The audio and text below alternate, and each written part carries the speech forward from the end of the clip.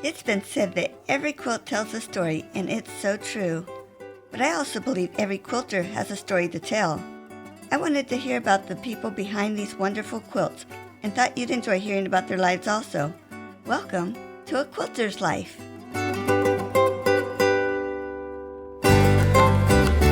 How exciting to be able to order and have a special panel for baby quilts that isn't found anywhere else. Sue Stafford was able to arrange to have a special printing of a favorite panel and soon should have it available at her shop, Serendipitee, in Waldo, Ohio. Sue is a competitive quilter and has a lifetime of experience to pass on to others.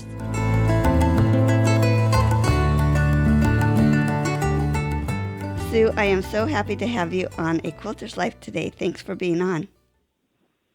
I'm happy to be on. I'm honored to be on. Thank you. Tell me, where were you born and raised? I was born and raised in Maumee, Ohio. I graduated from Maumee High School.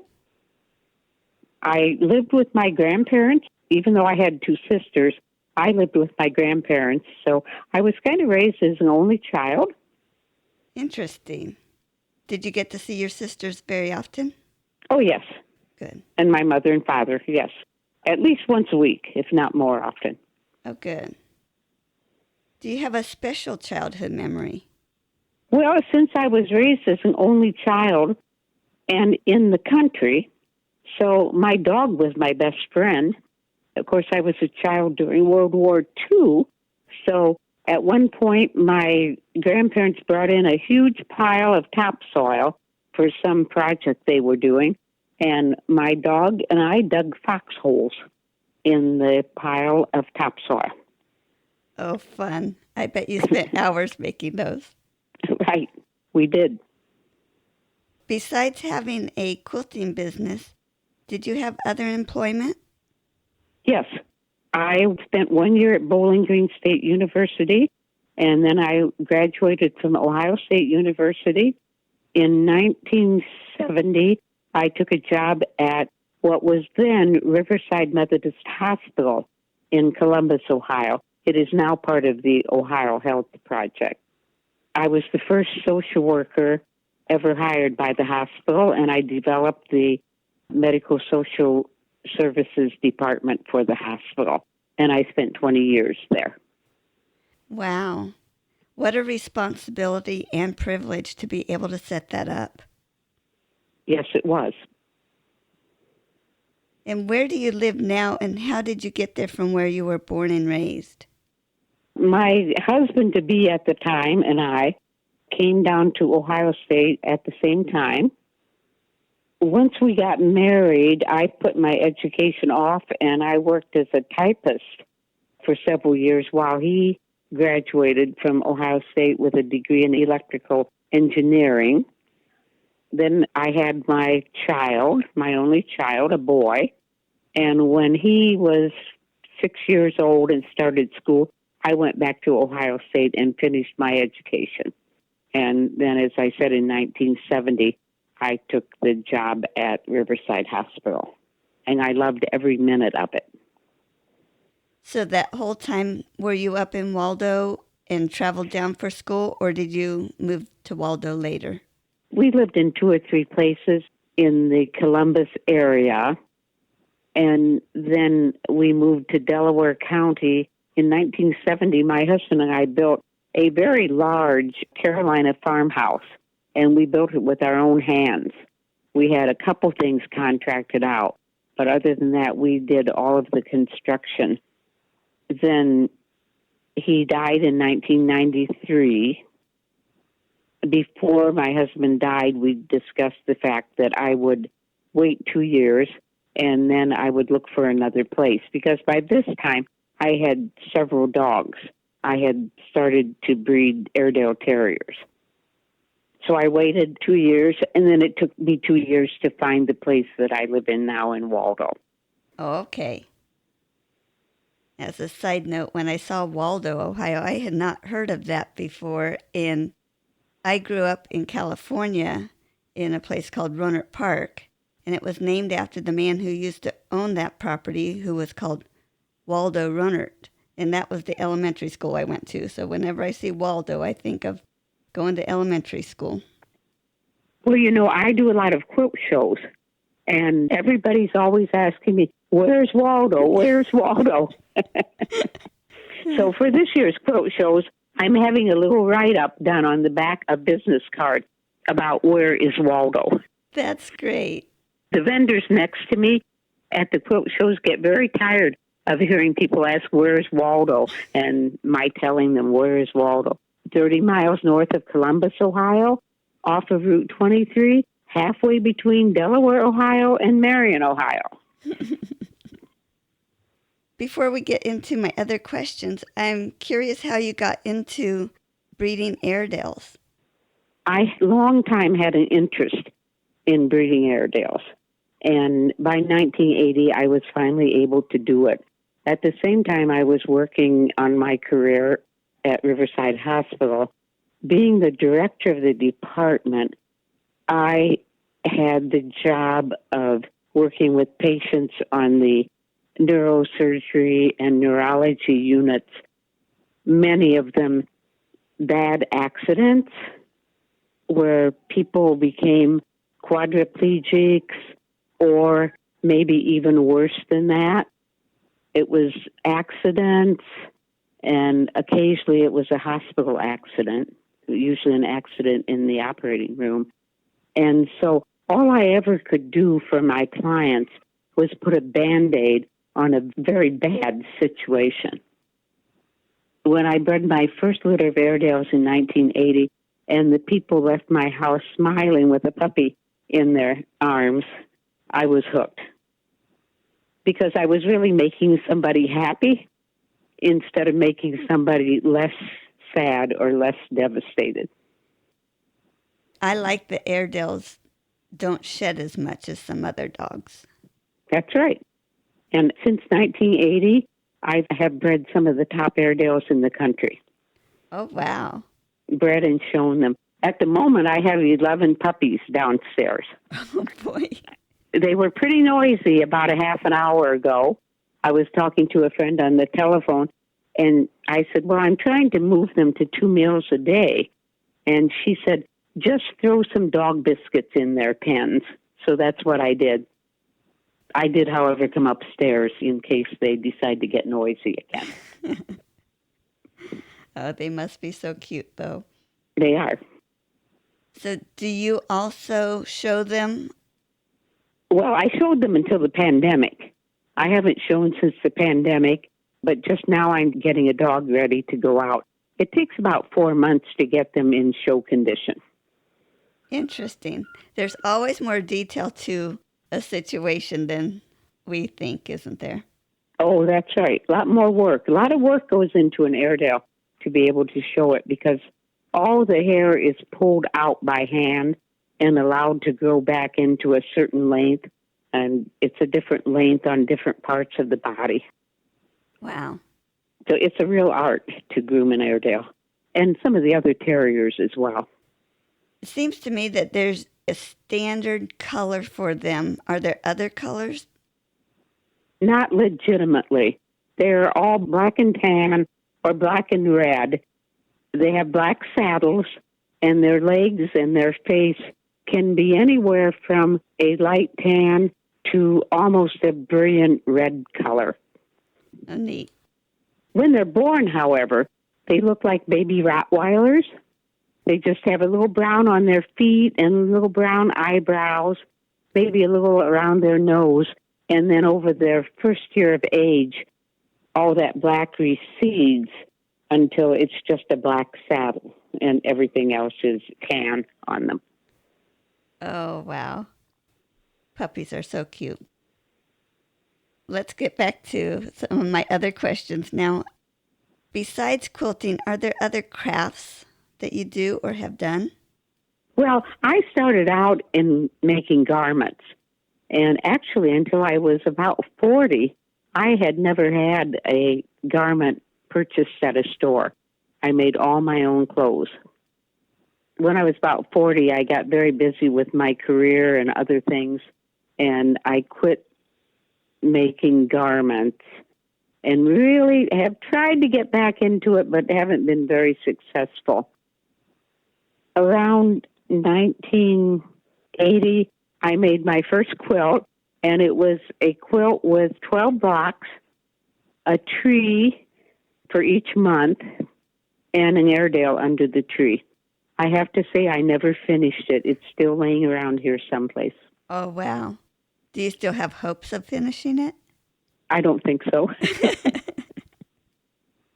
But I keep it just in case. Yeah.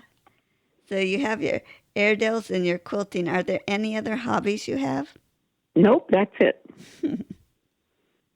And my other question is, do your hobbies show up in your quilting? But evidently the Airedale quilt isn't making it. I have made a few Airedale quilts over the years for donations to various clubs or groups. Oh, good. Do you usually do applique with those or piece it somehow? Yes, I usually do applique. I kind of specialize in machine applique, satin stitch applique. Okay. How were you introduced to quilting? I wasn't really introduced to it. One day I just decided that's what I was going to do. And I started the Airedale quilt. For many years, I went to Nelsonville Quilt Company. That was my favorite quilt store. And I would go down there once a month and buy fabrics and started making quilts. Then I took a very, very part-time job at a local quilt store. In other words, I worked only when she had a sale or when she was desperate for somebody to work. I worked for her for 2 or 3 years. Started thinking about opening my own shop, but I didn't want to compete with the person who I'd been working for. One day she announced that she was closing her store, and I said, okay, I will open mine.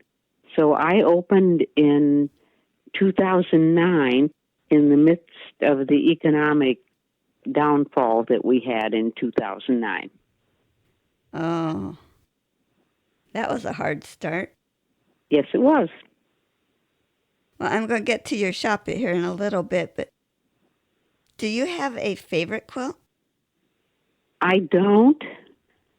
I don't have the degree of respect that a lot of people have for antique quilts.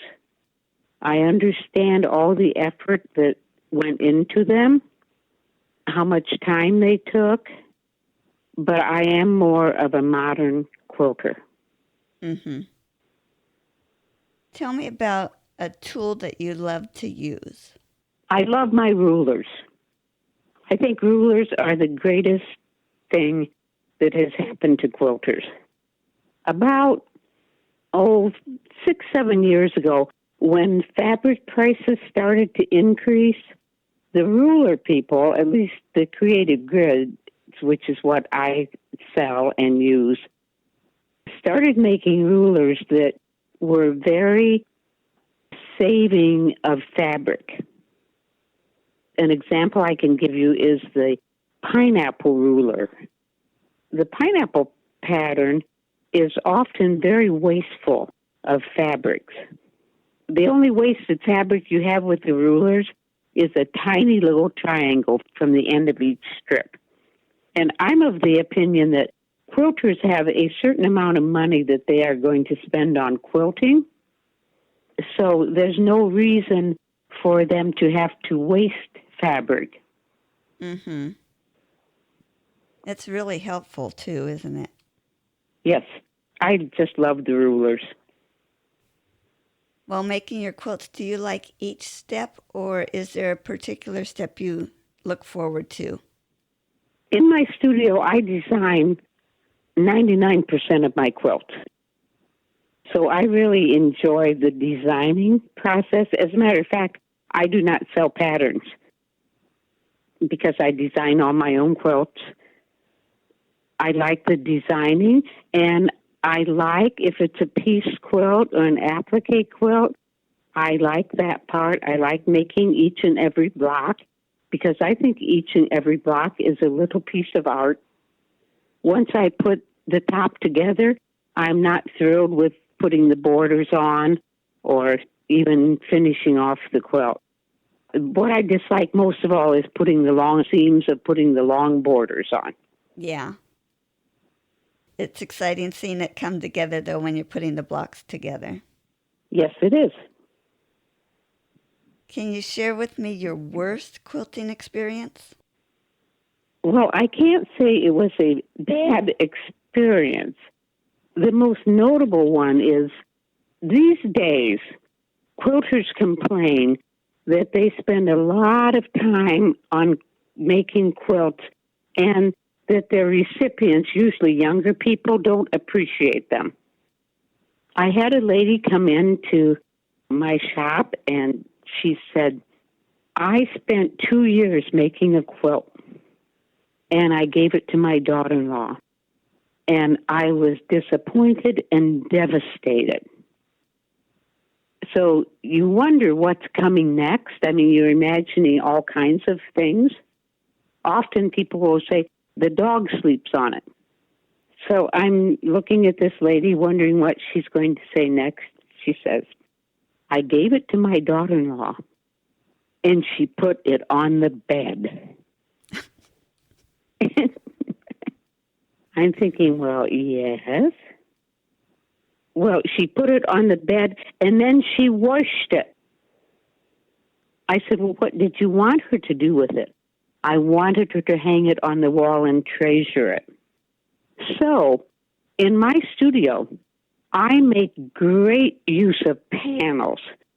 Panels used to be cheaters, but we now have beautiful fabric artists, and they make beautiful panels, really too beautiful to cut up into little pieces and put back together again. So I tell my customers, take one of these beautiful panels, and they're getting bigger and bigger. I think the last one I got in is 42 inches wide, which is, of course, as wide as they can make them, and 48 inches long. It's a lap-size quilt in and of itself. So I tell my customers, take a beautiful panel, put borders on it. If you want to do a little piecework around in the borders, do so. But don't put so much effort in it that you're going to be disappointed with what the recipient does with the quilt. Yeah. You can give a beautiful quilt. They will probably love it, and everybody's happy.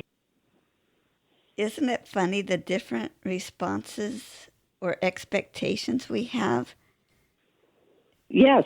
The last few years, it's become kind of a chronic complaint that quilters are spending all this time making beautiful quilts and the recipients do not appreciate them. So I'm thinking, make them something that they will like and will appreciate to the extent that they can appreciate it. And you don't have that big an investment in it. Mm-hmm. But you still created a work of art. Yeah. In thinking back, what do you think drew you to making quilts rather than spending your time doing something else? Well, I think because I've always liked to sew. And obviously there are other hobbies. But I had the sewing background. And so it was easy for me to transition to quilting. I enjoy doing it. My studio actually has a guild attached to it. And we make a lot of charity quilts. We make charity quilts for Flying Horse Farms. Snuggled in Hope is the organization that makes quilts for Flying Horse Farms. Do you know Flying Horse Farms is Paul Newman's camps for seriously ill or disabled children? Oh, tell me about it. Yeah, well, every summer, the Flying Horse Farms requires about 800 to 1,000 quilts. They get them, of course, from all kinds of guilds and all kinds of places. We just kind of help with that. Every child that comes to camp gets to take home the quilt that is on their bed when they come to camp. Every bed has a quilt on it, and that child gets to take that quilt home. Nice. It's very worthy. The other thing we do is we make a lot of military quilts. Our local Delaware County Fair has a veterans dinner every year, and we make military quilts to be given out at the veterans dinner. Wow, I bet that's really appreciated too. No one appreciates quilt efforts more than the veterans. They really are our most appreciative group. Mm-hmm. Who do you personally make your quilts for? I make them for the military. I donate a lot of fabrics. I don't make so many for Snuggled in Hope because so many of my guild members sew for Snuggled in Hope. I do make significant donations of fabric to Snuggled in Hope. I make my quilts for the veterans. Oh, I make them for rescue groups. I have 2 going up to Wyandotte County, which has the only horse rescue humane society in Ohio. Horse quilts go up there. We have a cat rescue group in town locally. We do a lot for the cat rescue. We've also been making cat hammocks for the rescue organization. Apparently, cats just love hammocks in their crates. That makes sense. Yeah, well, I never would have thought of it. But they say that as soon as the kittens are big enough to climb into those hammocks, they get in there and sleep in those hammocks. They love the hammocks. So we're busy making cat hammocks for our cat rescue, which is just a few miles up the road. Do you have any projects going on right now?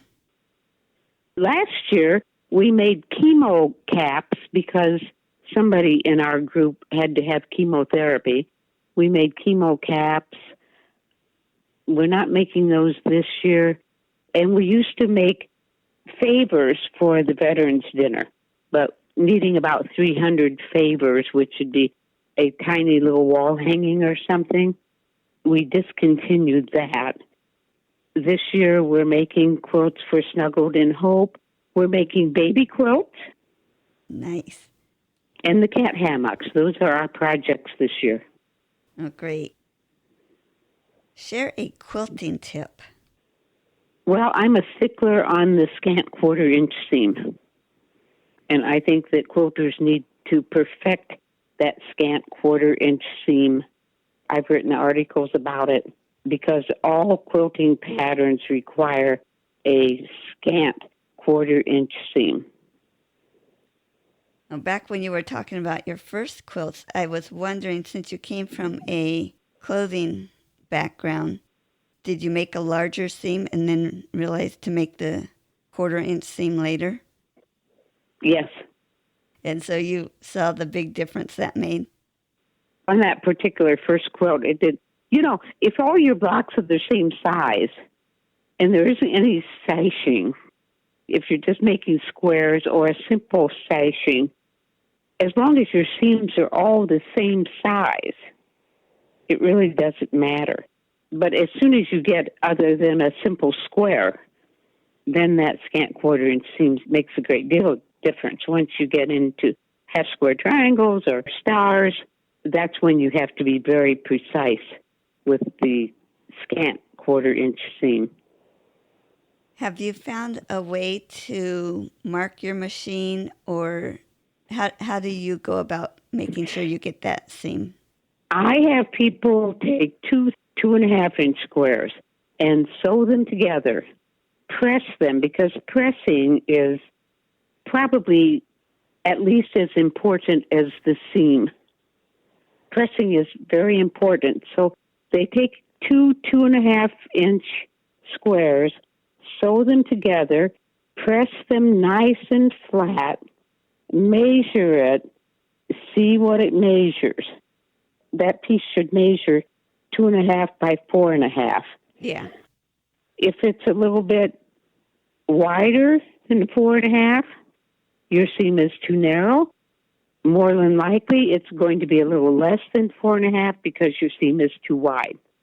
And they keep doing that until they've got it perfected, that it's absolutely perfect. At that point, they press those two pieces back together again, put it under the pressure foot, put the needle right on the stitching line, and then they can mark their faceplate. I use Scotch tape.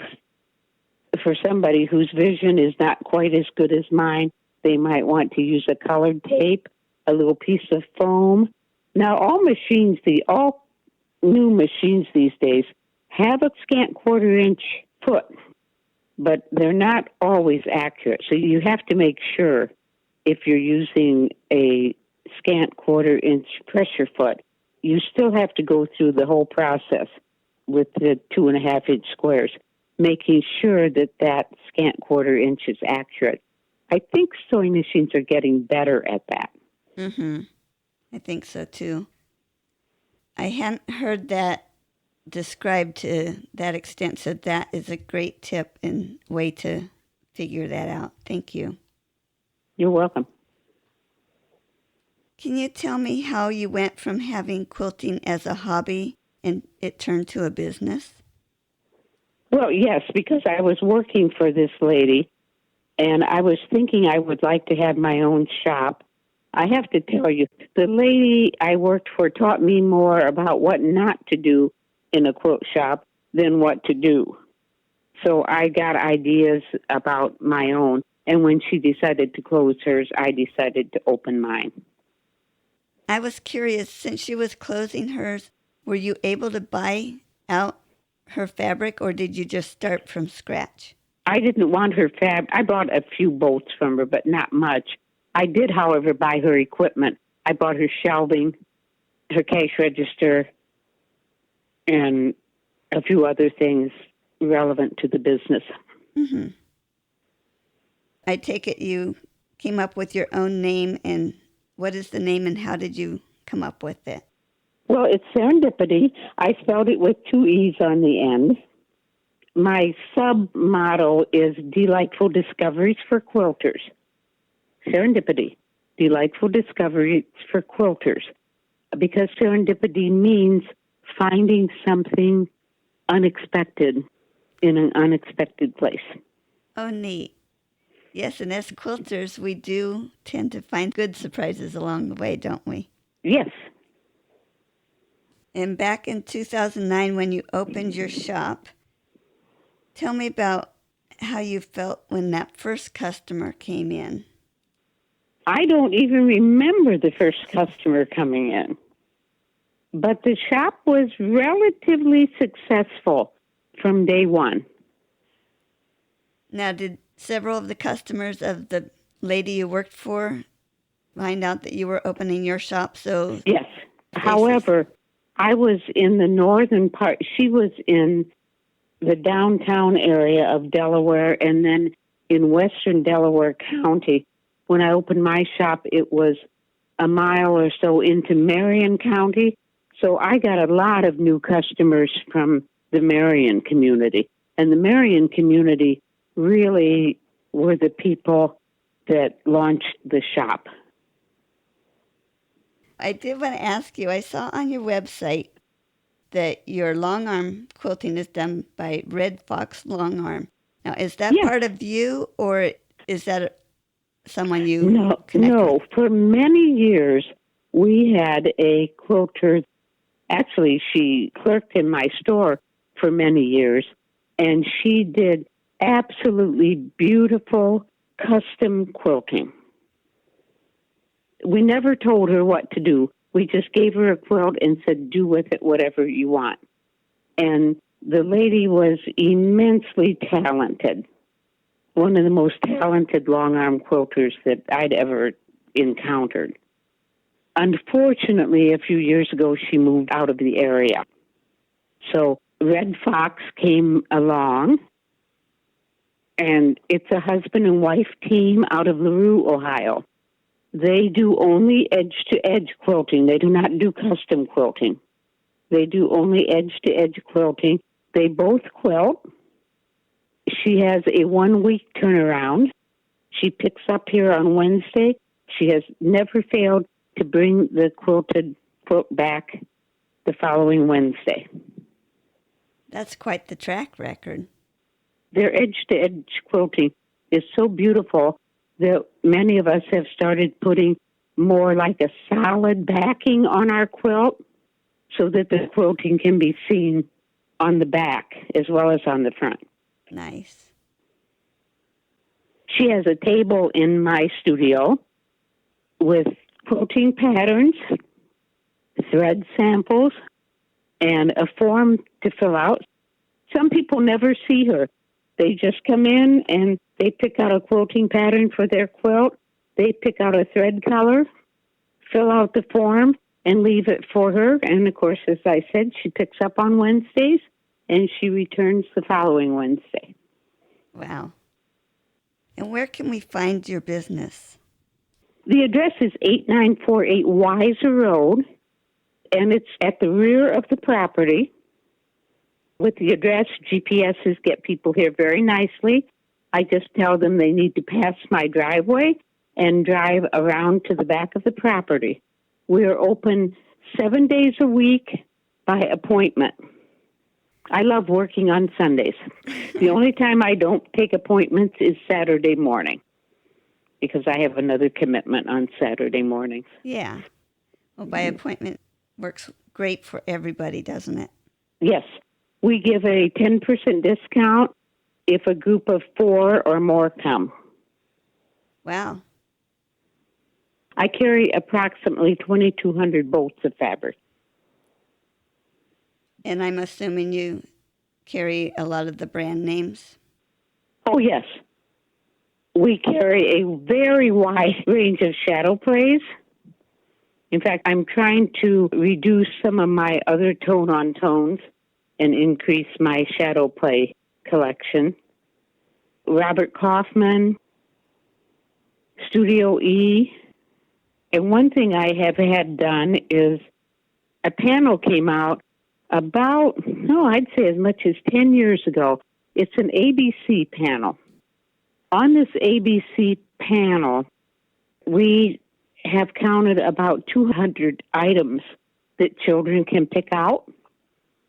And each picture has, like on the B, it's a bear and bread and many items that begin with a B. We simply put a border on that panel, have it quilted, and it's a timeless baby blanket. I don't remember who printed it. They quit printing it. And a couple of years went by, and the designer apparently moved from that company to Riley Blake. So Riley Blake printed the panel. We sold a lot of it. Then Riley Blake said they were not going to reprint it. So my fabric representative from Checkers checked with Riley Blake. They're supposed to be doing a special printing for us. A special printing is 417 yards, which I figure is about 380 quilts. Wow. And we're simply waiting for that to come in. We ordered in December. They said 4 months if they could get the material to do it. So I'm thinking it may come in at any moment now. It sounds like a fun I Spy quilt. It's a wonderful quilt. And I can't see it ever going out of style. In fact, the new printing of it is a little more contemporary. The pictures are the same, but the, quote, sashing, or the space between the pictures, is now white. And we picked a absolutely perfect gray and black with a green base. So we have the perfect borders for it. And we're just about as excited as we can be for it to come in and be available for people. Yeah. You know how much people like that one, so that's great. Yes. Well, thanks so much for being on my podcast. I really appreciate it, and this was such fun talking with you. It's been a real pleasure talking with you. Okay, thank you. Bye now. Bye.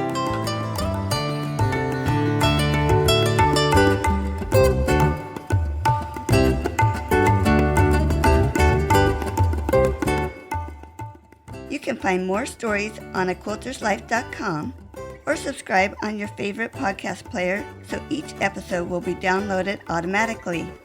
Also, I want to hear about you and your wonderful quilts. Please contact me, Paula Chamberlain, through the website to set up an interview. And as always, thanks for listening.